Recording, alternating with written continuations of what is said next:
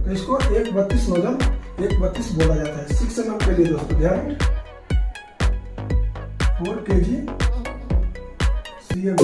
दोस्तों मैं प्रकाश साहनी और हमारा YouTube channel welding theory and practical में आपका बहुत बहुत स्वागत है। दोस्तों बात करने वाले हैं गैस कटिंग के बारे में। क्या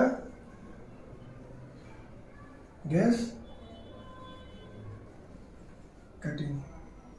दोस्तों आजकल इंडस्ट्री में ऑक्सी और एसिटिलीन गैस द्वारा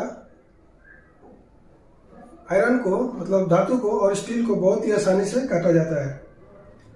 तो दोस्तों गैस कटिंग को एक और नाम से जाना जाता है, वो है फ्लेम कटिंग। फ्लेम कटिंग के नाम से भी जाना जाता है और गैस कटिंग को फ्लेम कटिंग भी बोला जाता है। दोस्तों मैं आगे बढ़ने से पहले कुछ आपसे बताना चाहूँगा कि यदि हमारे YouTube चैनल को अभी तक सब्सक्राइब नहीं किए हैं तो प्लीज़ लाइक एंड सब्सक्राइब करके अपने दोस्तों में ज़्यादा से ज़्यादा शेयर करें। दोस्तों एक वीडियो बनाने के लिए पढ़ के उसके ऊपर रिसर्च करके तब जाके वीडियो बनाएंगे, ताकि आपको हमारे वीडियो से देखने के बाद में प्रॉपर अच्छे तरह से सीखें। ठीक है, ऐसा नहीं कि मैंने कहीं यूट्यूब पे देख के और मैं अपना डुप्लीकेट वीडियो बना दिया, ऐसा नहीं है दोस्तों। जो बुक में लिखा होगा, जो थ्योरी तरीके से, वही मैं आज बताने वाला हूँ दोस्तों। तो बहुत ही ध्यान से देखिएगा। तो ये दोस्तों स्टार्ट करते हैं। दोस्तों गैस कटिंग करने के लिए मैं सिंबल द्वारा बनाने की कोशिश करता हूँ। मैं एक प्लेट है, इसको कटिंग करना है। कटिंग करने के लिए एक नोजल है, टॉर्च है, मतलब कुछ इस तरह से होता है।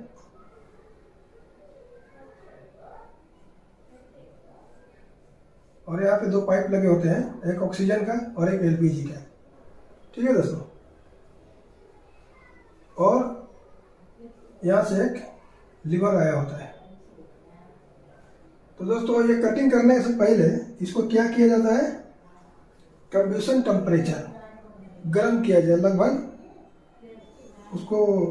इसको हीट किया जाता है, मतलब उसको बोलते हैं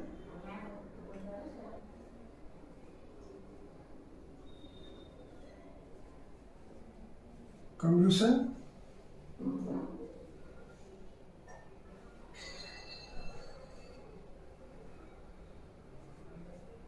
टेम्परेचर।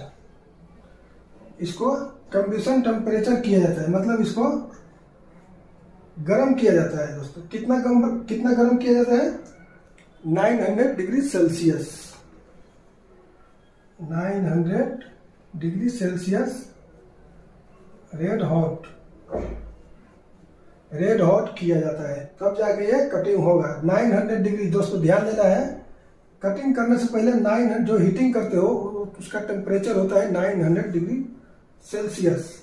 जब इतना हीटिंग होने के बाद में क्या किया जाता है, ये जो लीवर देख रहे हैं ब्रेक के जैसा है, उसको दबाते हैं। दबाने के बाद में क्या होगा, एक ऑक्सीजन का शार्प स्ट्रीम इसके ऊपर आएगा, छोड़ा जाता है। दबाने के बाद क्या, sharp stream.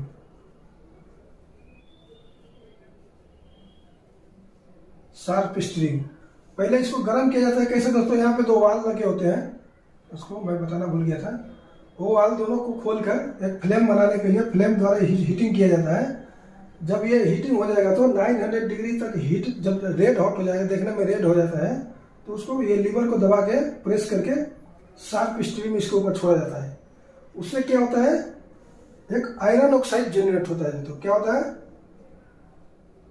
Iron oxide generate होता है। ये ऑक्सीजन छोड़ने के बाद में जब ये जनरेट होगा आयरन ऑक्साइड, तो क्या होगा, मेटल पिघलना स्टार्ट होगा। मेटल पिघल के कटिंग होने लगेगा।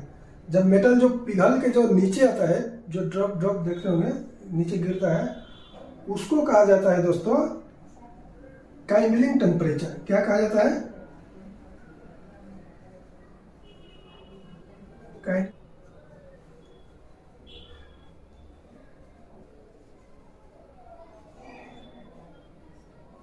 काइंडलिंग टेम्परेचर कहा जाता है। जब वो कटिंग होने के बाद में जो नीचे ये आयरन जो पिघल के नीचे गिरने लगते हैं दोस्तों, उसको काइंडलिंग टेम्परेचर कहा जाता है।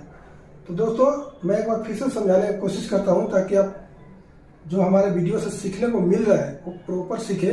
और कहीं भी इंटरव्यू में जाते हैं दोस्तों, तो आपको फिर वहाँ पे दोबारा कुछ प्रॉब्लम ना हो। और यदि आप ये इस तरीके से कई इंटरव्यू में आपने बता दिया, आंसर दे दिया उनका क्वेश्चन को, तो आपको अच्छे से अच्छे एक सैलरी मिल सकता है उस कंपनी में। और ये सब क्वेश्चन दोस्तों कोई छोटे मोटे कंपनी में नहीं किया जाता है। एक लिमिटेड कंपनी हो, बड़ी कंपनी में जाएंगे तो ये सब आपको क्वेश्चन पूछा जाएगा, वहाँ पे गैस कटिंग के बारे में पूछा जाएगा। तो दोस्तों इस तरीके से आप बता सकते हैं उनको। टेम्परेचर किया जाता है कितना, 900 डिग्री सेल्सियस, मतलब कटिंग से पहले जो गर्म किया जाता है उसको रेड हॉट बोला जाता है दोस्तों। 900 तक रेड हॉट करना है। उसके बाद ये लीवर को पकड़ के, लीवर को प्रेस करके एक शार्प स्ट्रीम इसके ऊपर छोड़ा जाता है, जिससे वो आयरन ऑक्साइड जनरेट होगा।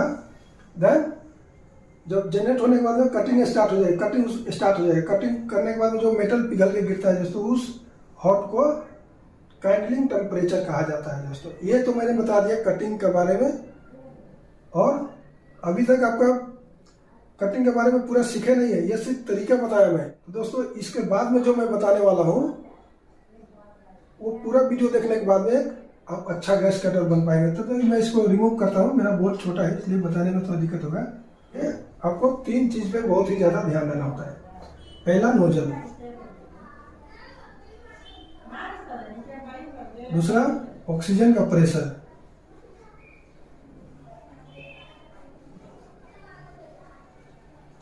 ऑक्सीजन प्रेशर, तीसरा एलपीजी प्रेशर। ये तीनों के बारे में आप अच्छे से सीख गए दोस्तों। तो दोस्तों मैं आपको बताना चाहूँगा कि आप किसी भी कंपनी में जाइए, अच्छे से अच्छे कंपनी में जाइए, ये सब सवाल वहाँ पे 100% पूछे जाएंगे। अगर आप अच्छे तरीके से हमारे वीडियो देख के अगर अच्छे से सीख गए तो वहाँ पे आपको तो गैस कटिंग आता ही है, लेकिन ये जो उसका मेथड होता है, उसका जो थ्योरी होता है, वही वहाँ पे आपको क्वेश्चन किए जाएंगे। ये जो आप सीख गए उसके बाद में आपको एक कंपनी में अच्छे खासे सैलरी लगाया जाएगा। तो दोस्तों वीडियो ध्यान से देखिएगा, मैं बताने वाला हूँ। एक एग्जांपल के लिए, यदि आप गैस कटर कटिंग कर रहे हैं कंपनी में, तो आप कितना mm कटिंग कर रहे हैं, हो सकता है 10, 20, 50, 100, 200, 300 mm तक। तो उतना मैं नहीं बताऊंगा, क्योंकि उतना बताऊंगा तो फिर 2, 3, 4, 5 घंटा का वीडियो हो जाएगा। तो दोस्तों एक एग्जाम्पल दूंगा, उसके हिसाब से आप अपना कैलकुलेशन कर लीजिएगा। मैं एग्जाम्पल दूंगा मैं 6 mm प्लेट का। फॉर एग्जाम्पल के लिए 6 mm प्लेट है, प्लेट कटिंग करने के लिए मैं एग्जांपल लेता हूं। तो 6 mm प्लेट के लिए दोस्तों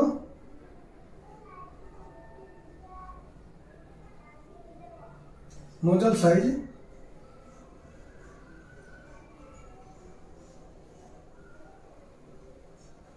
कितना होना चाहिए,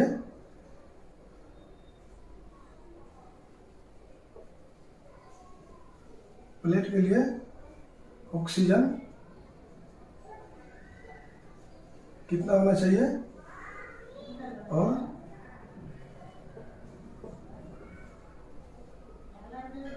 एलपीजी, ये तीनों को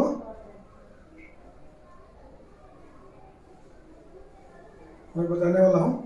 ये तीनों बहुत ही इंपॉर्टेंट चीज है दोस्तों। तो दोस्तों अगर 6 mm आप प्लेट कटिंग कर रहे हैं तो उसके लिए आपको नोजल लेना होगा 0.6 mm। दोस्तों नोजल mm में नहीं आता, इंचेस में आता है, तो इसको आप कन्वर्ट कर सकते हैं। अब ये कन्वर्ट करेंगे तो इंचेस में, अब एक कैलकुलेट कर लीजिएगा, उसको गूगल पे मिलेगा mm इंटू इंचेस कैलकुलेशन। तो ये आपको आ जाएगा 1/32 इंचेस। तो इसको 1/32 नोजल 1/32 बोला जाता है 6 mm के लिए दोस्तों, ध्यान देना ठीक से। और ऑक्सीजन का प्रेशर कितना होना चाहिए, तो दोस्तों ऑक्सीजन का प्रेशर होगा यहाँ पर 1.4 kg cm2। ये 6 mm के लिए 1.4 kg cm2। और एलपीजी होगा दोस्तों 0.015 kg cm2। दोस्तों यदि आप इस तरीके से काम कर रहे हैं तो सबसे पहले ध्यान देना होगा आपका जितना भी टूल्स है शुड बी कैलिब्रेट, मतलब आपको कैलिब्रेट होना चाहिए, तब जाके आप इस तरीक़ा से काम कर पाएंगे। अदरवाइज डेंजरस हो सकता है, डेंजरस नहीं होगा मतलब आप नहीं कर पाएंगे।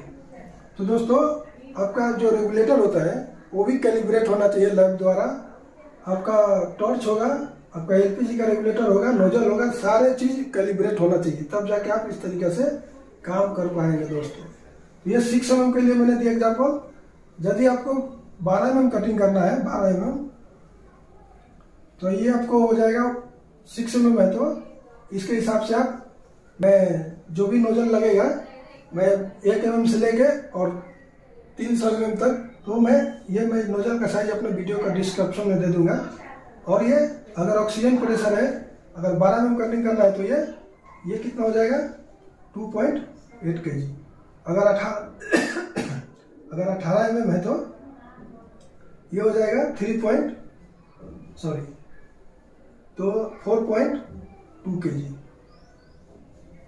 kg CM2।